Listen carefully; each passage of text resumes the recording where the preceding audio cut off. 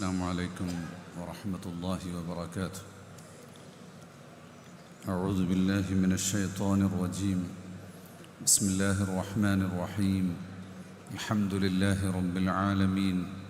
اللهم صل على سيدنا محمد وعلى آله وصحبه أجمعين. ബഹുമാന്യ ഉലമ പെരുമക്കളെ, സ്നേഹം നിറഞ്ഞ സഹോദരങ്ങളെ, இந்த தமிழ் மாநிலத்தில் നീലഗിരി മാവട്ടത്തിൽ മഹാനായ സയ്യിദ് അലി ഫഖീഹ് തങ്ങൾ അമീനു ശരീഅ മഹാനവർകൾ സ്റ്റേജിലേക്ക് കടന്നു വരുന്നു.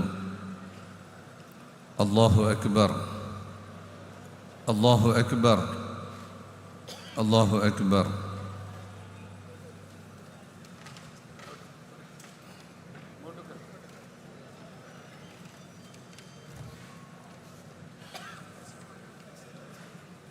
സാദാത്ത് കുടുംബത്തിലെ പണ്ഡിത കാരണവർ, പ്രശസ്തമായ ബാഫഖി കുടുംബത്തിലെ മഹത്തായ വിജ്ഞാന താരകം, സുന്നത്ത് ജമാഅത്തിൻ്റെ അഹോരാത്ര പരിശ്രമി, അൽഹംദുലില്ലാഹ്, അല്ലാഹു ആരോഗ്യമുള്ള ദീർഘായുസ്സ് നൽകട്ടെ.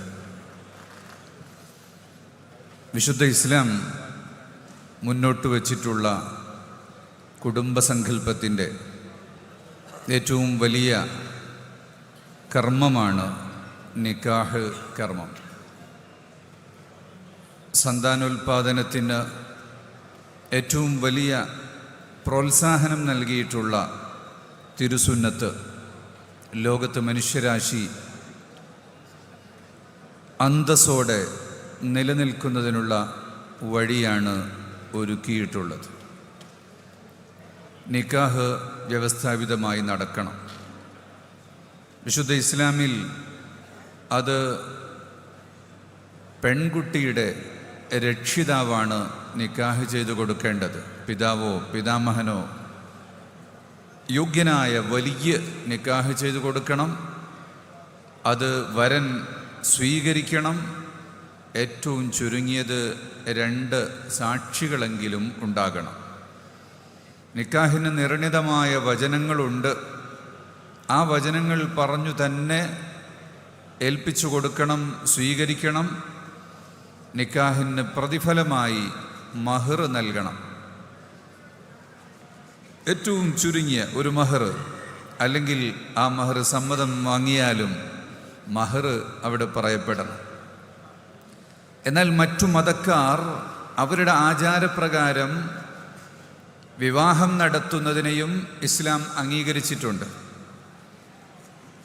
ഹിന്ദു മതാചാരപ്രകാരം ഹൈന്ദവ സഹോദരീ സഹോദരന്മാർ, മീൻസ് ഹൈന്ദവ പുരുഷനും ഹൈന്ദവ സ്ത്രീയും തമ്മിൽ ഒരു വിവാഹം നടന്നാൽ അത് ഇസ്ലാം അംഗീകരിച്ച വിവാഹമാണ്. ക്രിസ്ത്യാനികൾ അവരുടെ ആചാരപ്രകാരം നിക്കാഹ് നടത്തിയാൽ, വിവാഹം നടത്തിയാൽ അത് ഇസ്ലാം അംഗീകരിക്കുന്നു.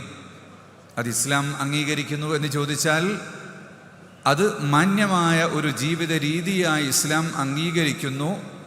ആ അംഗീകാരം ബോധ്യപ്പെടുന്നത് അവരെങ്ങാനും ഇസ്ലാമിലേക്ക് വരികയാണെങ്കിൽ 2 പേരും ഇസ്ലാമിലേക്ക് വന്നാൽ പിന്നെ നിക്കാഹ് പുതുക്കേണ്ട ആവശ്യം ഇല്ല എന്നല്ലേ. അത് അപ്പോൾ ഇസ്ലാം അവരുടെ ആ ആചാരപ്രകാരം നടക്കുന്ന അതിനെ അംഗീകരിക്കുന്നു എന്നാണ് അതിൻ്റെ അർത്ഥം.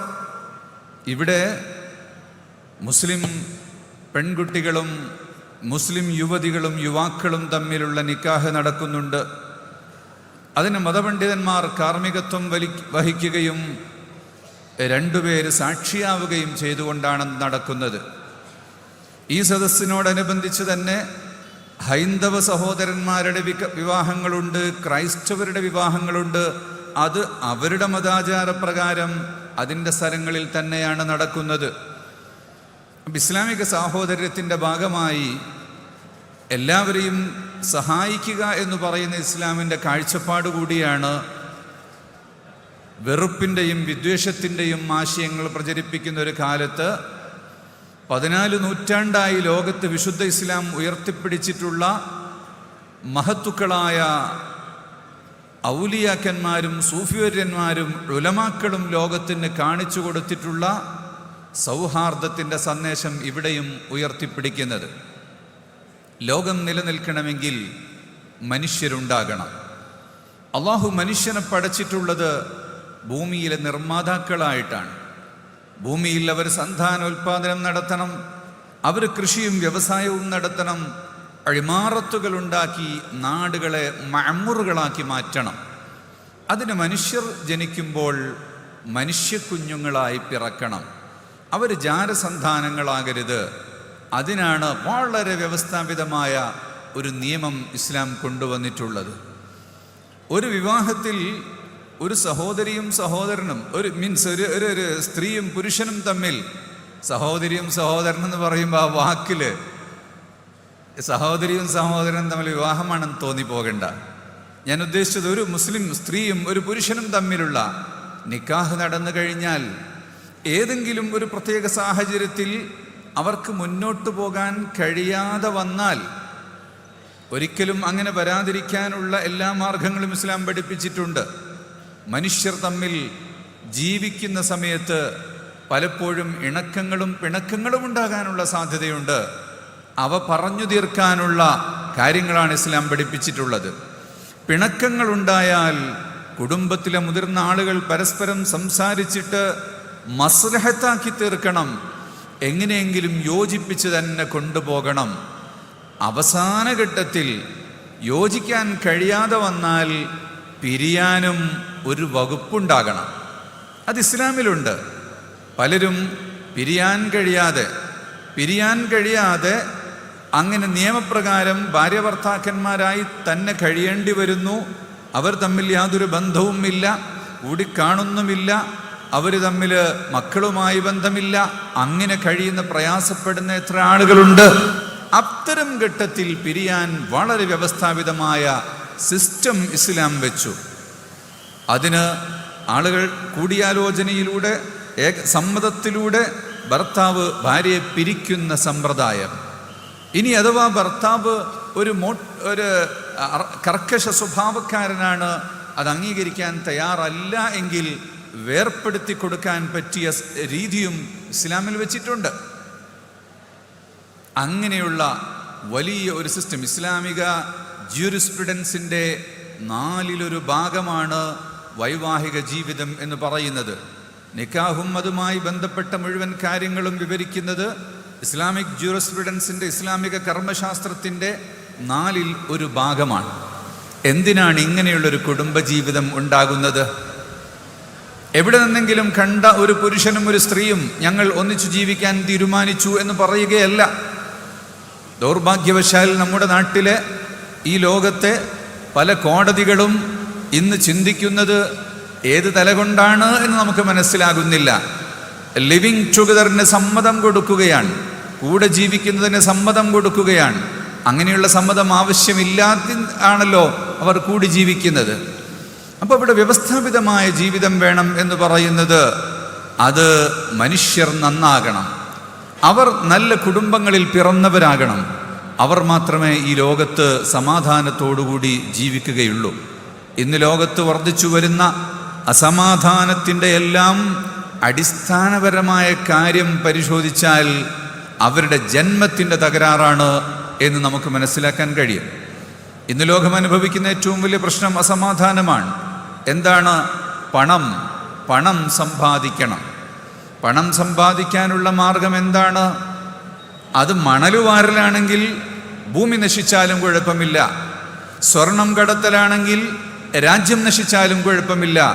അതൊന്നുമല്ല, 10,000-കണക്കിന് മനുഷ്യരെ ഒന്നിച്ച് ബോംബെറിഞ്ഞ് കൊല്ലലാണ് ആയുധ നിർമ്മാണക്കാരുടെ കച്ചവടത്തിൻ്റെ മാർഗമെങ്കിൽ, അതിനുവേണ്ടി രാജ്യങ്ങൾ പ്ലാൻ ചെയ്യുന്ന കാര്യങ്ങളൊക്കെ ഉണ്ടെങ്കിൽ, ഒട്ടുമിക്ക സംഭവങ്ങളുടെയും റൂട്ട് പരിശോധിച്ചാൽ നമുക്കതിൽ മനസ്സിലാക്കാൻ സാധിക്കുന്നത് ഈ കാര്യങ്ങൾ തീരുമാനിക്കുന്ന ആളുകളുടെ ജന്മത്തിലെ അപാകതയാണ്.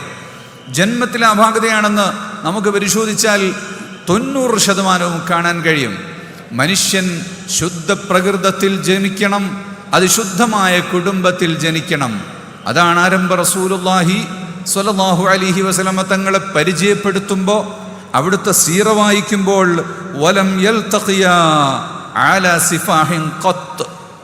റസൂലുള്ളാഹി സ്വല്ലല്ലാഹു അലൈഹി വസല്ലമ തങ്ങളുടെ പാരമ്പര്യം ആദം അലൈഹിസ്സലാം മുതൽ അബ്ദുല്ലാഹി എന്നവർ വരെയുള്ള ആ പാരമ്പര്യത്തിൽ എവിടെയെങ്കിലും അധാർമികമായ ഒരു ജന്മമുണ്ടായിട്ടില്ല.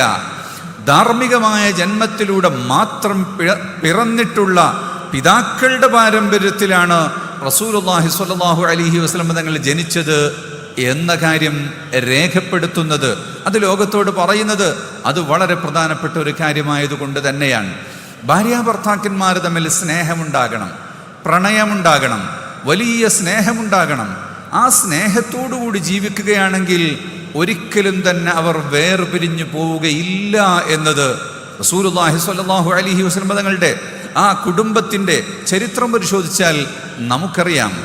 റസൂലുള്ളാഹി തങ്ങളുടെ ബീബി ഖദീജത്തുൽ കുബ്ര റളിയല്ലാഹു അൻഹായുടെ മൂത്ത മകൾ സൈനബിൻ്റെ വിവാഹം നടന്നത് ഖദീജ ബീവിയുടെ സഹോദരി പുത്രനായ അബുൽ ആസുമായിട്ടായിരുന്നു. ആ വിവാഹം നടന്നതിന് ശേഷമാണ് നബി തങ്ങൾ റസൂലായി നിയോഗിതനാകുന്നത്, ബിഅ്സത്തുണ്ടാകുന്നത്. അന്ന് അബുൽ ആസ് എങ്ങോ കച്ചവടത്തിന് പോയതായിരുന്നു. കച്ചവടം കഴിഞ്ഞ് തിരിച്ചു വന്നപ്പോൾ നബി തങ്ങൾ നുബുവത്ത് പ്രഖ്യാപിക്കപ്പെട്ടിട്ടുണ്ട്, ഭാര്യ മുസ്ലിമായിട്ടുണ്ട്, ഭാര്യയുടെ ഉമ്മ മുസ്ലിമായിട്ടുണ്ട്, അബുൽ ആസ് മുസ്ലിമാകണം. ഏറ്റവും സ്നേഹിച്ച് ജീവിച്ച അബുൽ ആസിൻ്റെയും സൈനബിൻ്റെയും ആ ജീവിതത്തെ നാട്ടിലെ പൊതു സംസാരമായിരുന്നു. കടകളിലും ചായക്കടകളിലും മാർക്കറ്റിലുമൊക്കെ അവരുടെ സ്നേഹം സംസാര വിഷയമായിരുന്നു. എങ്ങനെ ഇനി അങ്ങോട്ട് ജീവിക്കും, രണ്ടുപേർക്കും ഒന്നിച്ചിനി എങ്ങനെ ജീവിച്ചു പോകാൻ സാധിക്കും? പലപ്പോഴും സൈനബ് ആവശ്യപ്പെട്ടിട്ടും അബുൽ ആസ് ഇസ്ലാമിലേക്ക് വരാൻ തയ്യാറായില്ല. പക്ഷേ വേറിട്ട് ജീവിക്കണം എന്ന നിയമം വരാത്തത് കൊണ്ട് അവരൊന്നിച്ചു തന്നെ ജീവിക്കുകയാണ്. അതിനുശേഷം ഇസ്ലാമിൽ മുസ്ലിംകൾ ഹിജ്റ പോകുന്നു, മദീനയിലേക്ക് യാത്ര ചെയ്യുന്നു, അവിടെ ചെന്ന് താമസമാക്കുന്നു. അവസാനമായി സൈനബ് മദീനയിലേക്ക് യാത്ര പോവുകയാണ്. അബുൽ ആസ് സമ്മതം കൊടുക്കുകയും റസൂലുള്ളാഹി സ്വല്ലല്ലാഹു അലൈഹി വസല്ലം തങ്ങളോടൊപ്പം സൈനബ് മദീനയിൽ ജീവിക്കുകയാണ്. വിവാഹബന്ധം വേർപ്പെടുത്തിയിട്ടില്ല. പക്ഷേ ബദറിൽ വന്ന് മുസ്ലിങ്ങൾക്കെതിരെയുള്ള ശത്രു സൈന്യത്തിൽ അബുൽ ആസ് പങ്കെടുത്ത കാരണം കൊണ്ട് ഇനി ഒരിക്കലും ആ ബന്ധം നിലനിർത്തി പോകാൻ പറ്റുകയില്ല. അബുൽ ആസിനെ കൂടെ പിടിക്കപ്പെട്ടു, മദീനയിൽ ബദറിൽ പിടിക്കപ്പെട്ടു. ബദറിൽ പിടിക്കപ്പെട്ട ആളുകളെ എന്തെങ്കിലും മോചനദ്രവ്യങ്ങൾ കൊടുത്ത് പിരിച്ചുവിടാൻ റസൂലുള്ളാഹി തങ്ങൾ ഉപാധികൾ ഉണ്ടാക്കി കൊടുത്തു. യുദ്ധത്തിൽ പിടിക്കപ്പെട്ടവരെ യാതൊരു തരത്തിലുള്ള അക്രമങ്ങൾക്കും വിധേയരാക്കാതെ അവരെ മോചിപ്പിക്കാനുള്ള വഴിയാണ് ഇസ്ലാമിക ചരിത്രത്തിൽ നമുക്ക് കാണാൻ കഴിയുന്നത്. അങ്ങനെ മോചനത്തിൻ്റെ വഴികൾ കാണിച്ചു കൊടുത്തു. ഓരോരുത്തരും കയ്യിലുള്ള സ്വർണമോ വെള്ളിയോ മറ്റു വസ്തുക്കളോ പലതും കൊണ്ടുവന്നിട്ടാണ് വിമോചനം നേടുന്നത്. നാം അവിടെ കാണണം, റസൂലുള്ളാഹി സ്വല്ലല്ലാഹു അലൈഹി വസല്ലം തങ്ങളുടെ മുന്നിലേക്ക് മോചനദ്രവ്യങ്ങൾ വന്ന സമയത്ത് മഹാനായ മുഹയ്യിസുന്ന നമ്മുടെ സദസ്സിലേക്ക് കടന്നു വരികയാണ്. അള്ളാഹു ആഫിയത്തുള്ള ദീർഘായുസ് നൽകി ഈ ഉമ്മത്തിനെ അനുഗ്രഹിക്കുമാറാവട്ടെ.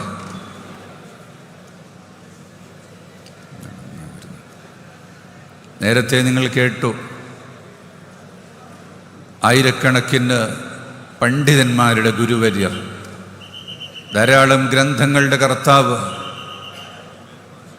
കേരളത്തിലെ മതവേദികളിലെയും മത തീരുമാനത്തിലെയും അടർത്തിമാറ്റാൻ കഴിയാത്ത കണ്ണിയായി എന്നും ഏറ്റവും മുന്നിലുള്ള പണ്ഡിത തേജസ്വായി ജീവിക്കുന്ന മഹാനായ മുഹയ്യിസുന്ന, അല്ലാഹു അക്ബർ, അല്ലാഹു അക്ബർ, അല്ലാഹു അക്ബർ. നല്ല ആഫിയത്ത് നൽകി അല്ലാഹു അനുഗ്രഹിക്കട്ടെ. ഇനിയും ധാരാളം പണ്ഡിതന്മാരെ പടുത്തുയർത്താൻ അല്ലാഹു സുബ്ഹാനഹു വ തആല ഉസ്താദ് അവർക്ക് ആരോഗ്യം നൽകട്ടെ, ആഫിയത്ത് കൊടുക്കട്ടെ, സലാമത്ത് നൽകട്ടെ. എല്ലാവരും ദുആ ചെയ്യണമെന്ന് പ്രത്യേകമായി ഓർമ്മപ്പെടുത്തുകയാണ്.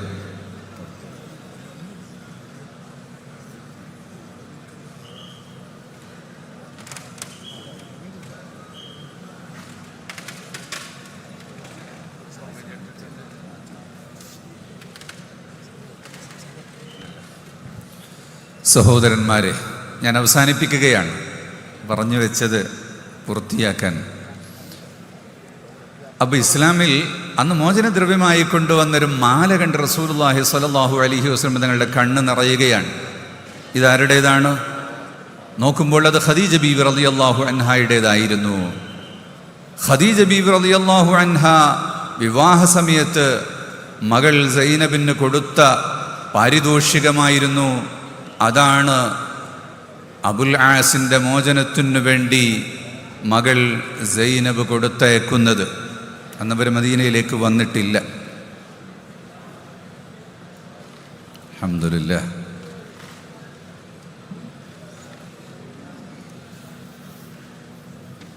എല്ലാവരും ഇരിക്കുക. ഇൻഷാ അല്ലാഹ് മുഹീസുൻ ഉസ്താദ് അവർകളും മറ്റ് പണ്ഡിതന്മാരുമെല്ലാം നമ്മോട് സംസാരിക്കാനുണ്ട്. ഇവിടെ വിശാലമായ നിക്കാഹിൻ്റെ കർമ്മങ്ങൾ നടക്കാനുമുണ്ട്. ഇനി സംസാരങ്ങൾ നീട്ടിക്കൊണ്ടുപോകാൻ വഴിയില്ല. അങ്ങനെ ആ മാല തിരിച്ചു കൊടുക്കണം. സഹാബത്തിനോട് മുഷാവറ ചെയ്ത് നബിതങ്ങൾ സമ്മതം കൊടുത്ത് അബുൽ ആസിനെ ഇത് മാലയുമായിട്ട് തന്നെ തിരിച്ചയക്കുകയും മക്കയിൽ ചെന്ന് സൈനബിനെ ഇങ്ങോട്ട് അയക്കണം, ത്വലാക്ക് ചൊല്ലിയിട്ട് അയക്കണം. കാരണം മുസ്ലിങ്ങളുടെ ശത്രുപക്ഷത്ത് വന്നതുകൊണ്ട് ഇനി പുതിയ പിള്ളയായി തുടരാൻ പറ്റുകയില്ല. അബുൽ ആസ് സമ്മതിച്ച് ത്വലാക്ക് ചൊല്ലിയിട്ട് മകളെ മദീനയിലേക്ക് അയക്കുന്നു. എന്നാൽ പിന്നീട് അതെങ്ങനെ വിളക്കി ചേർത്തു എന്നതാണ് നാം മനസ്സിലാക്കേണ്ടത്. അവരുടെ ഖൽബിൽ പ്രണയമുണ്ടായിരുന്നു, അവരുടെ ഖൽബിൽ സ്നേഹമുണ്ടായിരുന്നു. അതുകൊണ്ടാണ് പിന്നീട് ഒരിക്കൽ ഏതോ സ്ഥലത്ത് കച്ചവടവുമായി വരുന്ന സമയത്ത് അബുൽ ആസ് മദീനയിൽ പിടിക്കപ്പെട്ടു, തൻ്റെ സമ്പത്തുമായി പിടിക്കപ്പെട്ടു. അബുൽ ആസ് ആകെ പരവശനായി. അങ്ങനെ അന്വേഷിച്ച് സൈനബിൻ്റെ കതക് വന്ന് മുട്ടുകയാണ്. സൈനബ് ബീവിയുടെ വീട്ടിലേക്ക് വന്നു. സൈനബ് ഉടൻ തന്നെ മസ്ജിദിലേക്ക് വന്നു. നബി സല്ലല്ലാഹു അലൈഹി വസല്ലം തങ്ങളോട് വിവരം പറയാൻ വേണ്ടി. തങ്ങളും സഹാബത്തും നിസ്കാരത്തിലാണ്. ബീബി സൈനബ് വിളിച്ചു പറയുന്നു, അബുൽ ആസ് വന്നിട്ടുണ്ട്. നിസ്കാരം കഴിഞ്ഞു. നബി തങ്ങൾ സഹാബത്തിനോട് പറയുന്നു, ആ കഥ ഞാനും ഇപ്പോഴും കേട്ടതാണ്, ഞാൻ പോയി അന്വേഷിക്കട്ടെ. വീട്ടിൽ ചെന്നു. സംഭവം അബുൽ ആസ് അവിടെ വന്നിട്ടുണ്ട്. നബി തങ്ങൾ പറഞ്ഞു, അബുൽ ആസിനെ സ്വീകരിക്കാം, വെള്ളം കൊടുക്കാം, സൽക്കരിക്കാം, തൊടാൻ പാടില്ല. വിവാഹം മോചിതമാണ്. അതുകൊണ്ട് നിങ്ങൾക്ക് തമ്മിൽ അടുത്തിരിക്കാൻ പാടില്ല. നിങ്ങൾ നോക്കൂ, അബുൽ ആസ് ആവശ്യപ്പെടുന്നത് സൈനബിനെ വിവാഹം ചെയ്തു കൊടുക്കണം എന്നാണ്. പറഞ്ഞു. എത്ര സമ്മതിപ്പിച്ചിട്ടും തയ്യാറാകാതിരുന്ന അബുൽ ആസ് ഇല്ല. അവസാനം നബിതങ്ങൾ കച്ചവടത്തിൻ്റെ ചരക്ക് അടക്കം തിരിച്ചു കൊടുത്തിട്ട് മക്കയിലേക്ക് പോകാൻ വേണ്ടി പറയുന്നു. മക്കയിൽ ചെന്ന് അബുൽ ആസ് കച്ചവട ചരക്കുകൾ മുഴുവനും ആളുകൾക്ക് തിരിച്ചു കൊടുത്തിട്ട് പ്രഖ്യാപിക്കുന്നു, അഷ്ഹദു അല്ലാ ഇലാഹ ഇല്ലല്ലാഹ് അഷ്ഹദു അന്ന മുഹമ്മദർ റസൂലുള്ളാഹ്. എനിക്ക് മദീനയിൽ വെച്ച് തന്നെ മുസ്ലിം ആകാമായിരുന്നു, പക്ഷേ ഞാൻ നിങ്ങളുടെയൊക്കെ സമ്പത്ത് എടുക്കാൻ വേണ്ടിയാകും എന്ന് നിങ്ങൾ മനസ്സിലാക്കുമെന്നതുകൊണ്ടാണ് എല്ലാവരുടെയും കണക്കുകൾ തീർത്തു കൊടുത്തതിന് ശേഷം കലിമ ചൊല്ലിയിട്ട് മദീനയിലേക്ക് വന്ന് വീണ്ടും ബീവി സൈനബിനോടൊപ്പം കഴിയുന്നു. എന്തുകൊണ്ടാണ്? അവർ പ്രത്യേകമായ ഒരു ആദർശത്തിൻ്റെ പേരിൽ വേർപിരിയേണ്ടി വന്നാലും മനസ്സിൽ നിറഞ്ഞു നിൽക്കുന്ന സ്നേഹമാണ് മരണത്തിന് മുമ്പ് വീണ്ടും അവരെ അടുപ്പിച്ചുകൊണ്ട് ഒന്നിച്ചു ജീവിക്കാൻ അവസരം കൊടുത്തിട്ടുള്ളത്. അൽഹംദുലില്ലാ. അങ്ങനെ ഈ കുടുംബജീവിതം നന്നായി മുന്നോട്ട് പോകുന്നതിന് തമ്മിൽ സ്നേഹം, ഏറ്റവും വലിയ സ്നേഹമുണ്ടാവുക എന്നതാണ്. അൽ മവദ്ദത്തു വറഹ്മത്തു. സ്നേഹമുണ്ടാകണം, കാരുണ്യമുണ്ടാകണം. പ്രായമാകുമ്പോൾ സൗന്ദര്യം നഷ്ടപ്പെട്ടാലും സമ്പത്ത് കുറഞ്ഞാലും സ്വഭാവത്തിൽ എന്ത് വ്യത്യാസങ്ങളുണ്ടായാലും എല്ലാം സ്നേഹത്തോടെ ഒന്നിച്ചു പോകാനുള്ള, അൽഹംദുലില്ലാ, ആയിരക്കണക്കിന് യുവതി യുവാക്കൾക്ക് മംഗല്യത്തിന് അവസരമൊരുക്കിക്കൊടുത്ത ഈ ഒരിടത്തിൽ നിന്ന് 850 പേർ ഇന്ന് വിവാഹിതരാവുകയാണ്. വേറെയും ഒട്ടേറെ ഈ ചടങ്ങുകൾ ഈ വേദിയിൽ നടക്കാനിരിക്കുന്ന മഹത്തായ സദസ്സിൽ ഒരുമിച്ചുകൂടിയ വിദൂര പ്രദേശത്തു നിന്ന് വന്നിട്ടുള്ള, ഇതിലേക്ക് സഹായങ്ങൾ നൽകിയിട്ടുള്ള എല്ലാ ആളുകളെയും അള്ളാഹു കബൂൽ ചെയ്യട്ടെ.